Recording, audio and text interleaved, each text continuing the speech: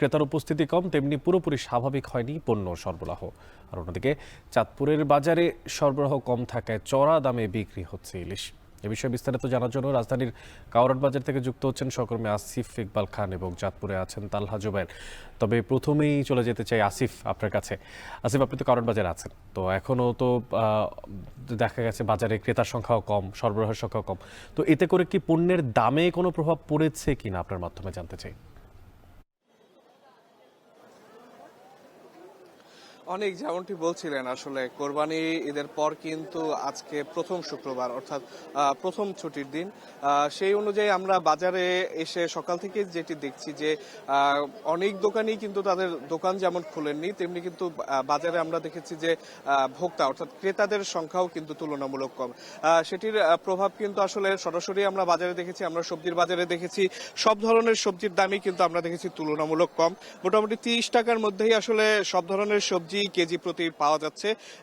এর মধ্যে আমরা দেখেছি ঢেঁড়স, পটল থেকে শুরু করে যাবতীয় যত সবজি আছে মোটামুটি 30 টাকার মধ্যেই কিন্তু বেশিরভাগ সবজি পাওয়া যাচ্ছে। আমরা ক্রেতাদের সাথে কথা বলেছি, তারা যেটি বলছেন যে তারা বলছেন যে এই ধরনের স্বস্তির বাজার তারা আসলে অনেকদিন পর দেখছেন এবং তারা এই বাজারে আসলে স্বস্তি প্রকাশ করেছেন। একইভাবে আমরা বিক্রেতাদের সাথে কথা বলেছি, তারা বলছেন যে যেহেতু বাজারে আসলে সরবরাহ কম, কিন্তু সেই সরবরাহ কমের তুলনায় ক্রেতার সংখ্যা আরো কম। তো সেই ক্ষেত্রে আসলে তারা তাদের সব ধরনের সবজির দাম সেই জন্য তারা আসলে কম রাখছেন। আর এদিকে আমরা কিন্তু এই সবজির বাজারের আগে কিন্তু আমরা মুরগির বাজারেরও খোঁজ নিয়েছি। মুরগির বাজারেও কিন্তু আমরা দেখেছি সব ধরনের মুরগির দাম কম। আমরা আজকে দেখেছি যে সব ধরনের ব্রয়লার মুরগি 150 টাকা এবং বাকি যে লেয়ার মুরগিগুলো আছে সেগুলো কিন্তু 240 থেকে 250 টাকা কেজি দরে কিন্তু আমরা বিক্রি হতে দেখেছি। সুতরাং বলতে পারি যে ঈদের পরে প্রথম শুক্রবার কিন্তু আসলে স্বস্তির সাথেই আসলে বাজার করতে পারছেন ক্রেতারা। তো এই ছিল আমার কাছে বাজার থেকে সর্বশেষ। অনেক কারণ বাজার থেকে আসিফ যুক্ত ছিলেন। আমরা আবারও বাজার পরিস্থিতি জানবো। তো চাঁদপুরের বাজারের সরবরাহের কথা বলছিলাম, সেখানে সরবরাহ কম থাকার কারণে চড়া দামে বিক্রি হচ্ছে ইলিশ। এ বিষয়ে বিস্তারিত জানার জন্য আমাদের সঙ্গে যুক্ত আছেন চাঁদপুর থেকে তালহা জুবায়ের। তালহা, আপনার কাছেই ফিরছি, জানতে চাচ্ছি যে ঈদের পরে ইলিশের বাজার এই সরবরাহ কম থাকার পিছনের কারণ কি এবং ঠিক কত টাকায় বিক্রি হচ্ছে এই মুহূর্তে ইলিশ? আসলে আজকে যেহেতু সাপ্তাহিক ছুটির দিন, ঈদের পর কিন্তু আসলে বাজার বেশ জমে উঠেছে। যদিও সরবরাহ কম থাকার কারণে কিন্তু যারা ক্রেতা আছেন কিংবা বিক্রেতা যারা আছেন তারা কিন্তু উভয় কিন্তু সংকটে পড়েছেন। আসলে গেল 2-3 দিনের তুলনায় কিন্তু কেজিতে ইলিশের দাম 200 থেকে 250 টাকা কম হওয়ার পরও এখন যে দামে বিক্রি হচ্ছে তাতেও কিন্তু যারা ক্রেতা রয়েছেন তাদের ইলিশ খেতে কিন্তু খাবি খাওয়া লাগছে।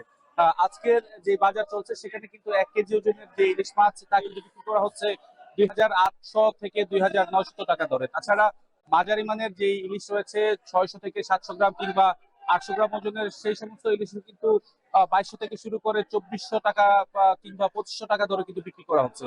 এবং ছোট সাইজের জাটকার চেয়ে কিছুটা বড় অর্থাৎ 200 থেকে 250 গ্রাম কিংবা 300 গ্রাম ওজনের ইলিশ তাও কিন্তু বিক্রি করা হচ্ছে 1000 থেকে 1050 টাকা দরে। আসলে যেই ইলিশের জন্য কিন্তু শুধু চাঁদপুরের মানুষের নয়, চাঁদপুরের আশপাশের বিশেষ করে ঢাকা থেকে শুরু করে নানান জায়গা থেকে কিন্তু ক্রেতারা আসেন।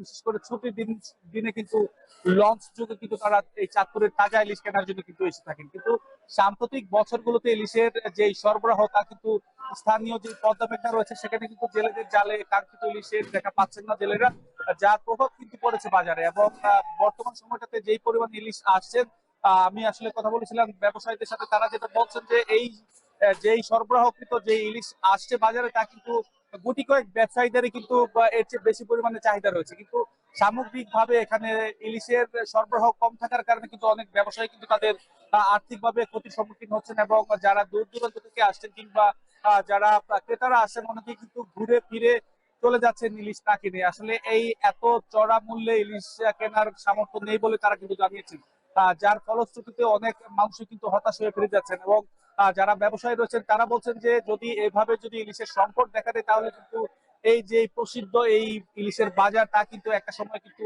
হুমকিতে পড়বে এবং এই বাজার টিকিয়ে রাখার জন্য হলেও কিন্তু আসলে ইলিশের সরবরাহ কিংবা প্রাচুর্যতা বৃদ্ধির জন্য কিন্তু তারা সংশ্লিষ্ট মহলের উপরে বেশ দাবি জানিয়েছে। তো অনেক এই ছিল আমাদের চাঁদপুর থেকে ইলিশের সবশেষ।